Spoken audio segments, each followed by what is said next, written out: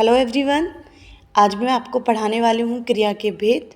क्रिया के भेद जानना बहुत ज़रूरी है सबके लिए, लेकिन 10th क्लास में तो ये कंपलसरी है। अगर आपको पद परिचय हल करना है, मैं फिर से बता रही हूँ, तो आपको क्रिया के भेद आने ही चाहिए, नहीं तो आप 4 नंबर लाने में असफल हो जाएंगे। ठीक है, तो क्रिया के भेद, सबसे पहले क्रिया की डेफिनेशन आपको बता दूं, और ये भी बता दूं 10th में डेफिनेशन नहीं पूछी जाती।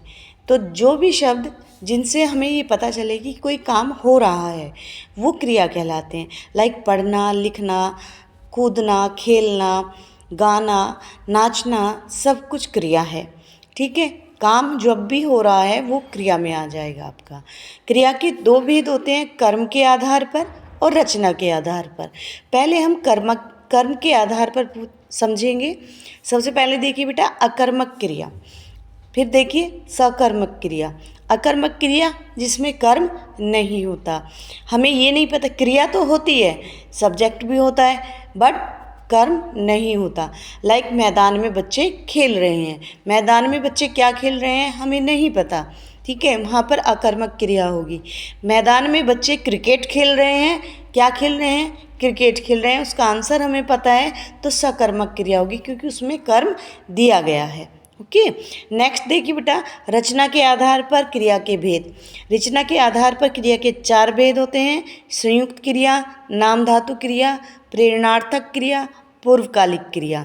संयुक्त क्रिया की हम बात करेंगे, जब 2 क्रियाएं एक साथ होती हैं वहाँ पर संयुक्त क्रिया होती है। वह खाते खाते जा रहा है, ठीक है, खा भी रहा है और जा भी रहा है, 2 क्रियाएं एक साथ हो रही है।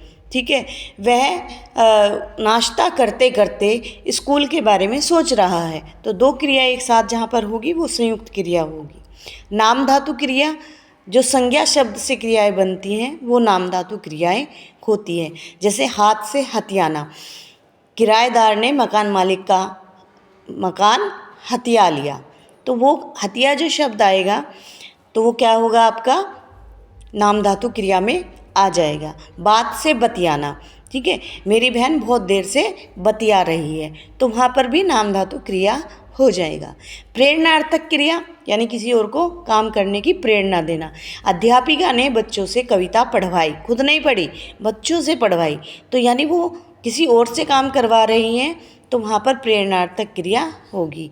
मेरी माताजी ने मुझसे खाना बनवाया, माताजी ने मुझसे खाना बनवाया, इट मीन्स वहाँ पर प्रेरणार्थक क्रिया होगी।